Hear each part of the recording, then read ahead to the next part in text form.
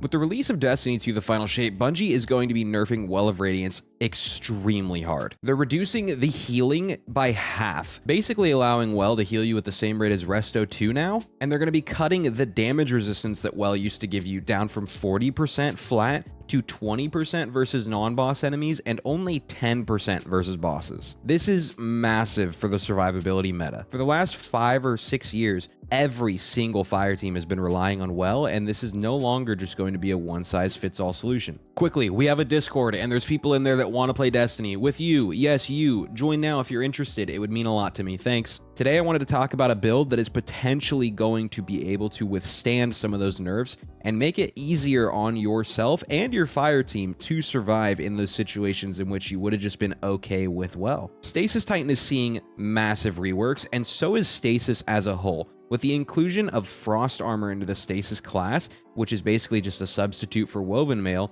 Stasis Titan is looking to be one of the most tanky and survivable classes in the game. The new Frost Armor ability says, you are fortified by layers of durable stasis matter, reducing your incoming damage. Frost Armor damage resistance grows stronger as you gain additional stacks. It's going to reduce the damage from PvE combatants by 4.5% per stack and from enemy players by 2% per stack. It's going to be able to stack up to a maximum of 5 stacks that last 9 seconds. And with Whisper of Rhyme equipped, it's going to go up to a maximum of 8 stacks that last 13 seconds, totaling out at about 35% damage resistance. This is very good. Paired with the Titan Exotic Gauntlets Icefall Mantle, your survivability is going to be insane. Icefall Mantle says Stasis Final Blows have a chance to grant you an escalating bonus to stasis weapon damage, which allows you to get up to that ×4 stasis weapon surge, but it also is going to replace your barricade with a personal overshield. When you activate your barricade, you're going to go up to the highest amount of stasis surge that you possibly can, but you are going to be slowed. It's going to give you a giant overshield, and what I'm assuming will also grant you stacks of Frost Armor once the Final Shape comes out. If not, the chances that you'll go into a damage phase with max stacks of Frost Armor are still very high, as you are going to be playing the subclass. Now yes, you are slowed and you aren't going to be able to use movement abilities, but as long as you're popping this when you're going into damage phase, you're going to grant yourself a massive boost to all of your stasis weapon damage, Cold Comfort, and you're also going to be giving yourself a giant overshield and damage reduction so that you can survive through that damage phase a little bit easier. Actually, a lot easier. Just in testing with Verglass Curve and Cold Comfort, which does have the Stasis artifact at the moment, allow you to stack up Whisper of Rhyme pre-rework extremely easy. Once the rework comes out and the Frost Armor keyword is added, I am assured that both of these weapons are going to be mainstays on my character. There is one other weapon, however, that whenever I am against any enemies that are easy to take out, I swap to immediately. Unending Tempest with Demolitionist and Headstone. This thing allows me to rifle through my grenade energy extremely fast while utilizing Whisper of Shards. Diamond Lances are also looking to be getting a big buff. Previously, right now, Diamond Lances, when thrown at a Stasis Crystal, just bounce off of them. Come the Final Shape, Diamond Lances will actually pierce those stasis crystals and shatter them. This is larger than you possibly know. This is going to make Diamond Lances so much less clunky, as this has been the main problem with them since their inception. Tectonic Harvest is also going to be getting a large buff. It's now going to create a stasis shard whenever you shatter a frozen target in addition to shattering stasis crystals. This is also huge with Diamond Lance because it's going to make you spawn a stasis shard every time you freeze and break something with Diamond Lance. The whole subclass is just going to have a lot more cohesion in general, as well as just being an absolute tank.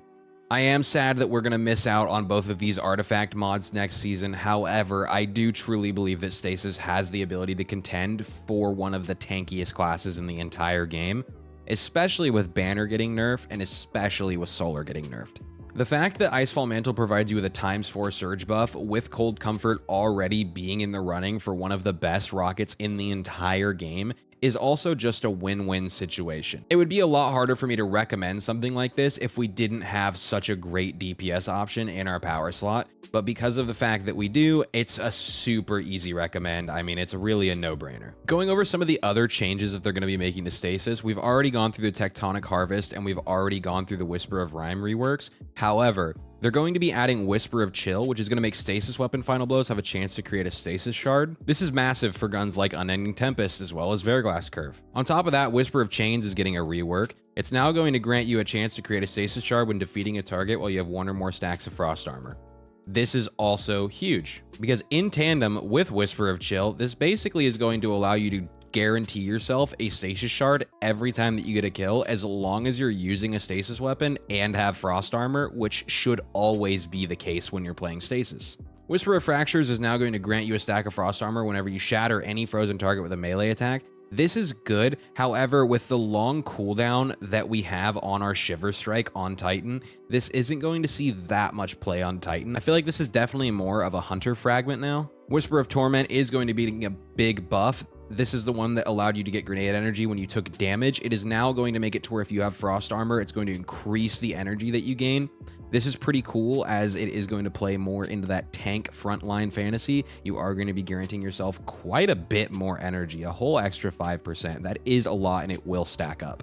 Whisper of Reversal is going to make it to where if you have frost armor, if you get meleeed or if you melee something, you will either slow the thing you attacked or the thing that attacked you will become slowed.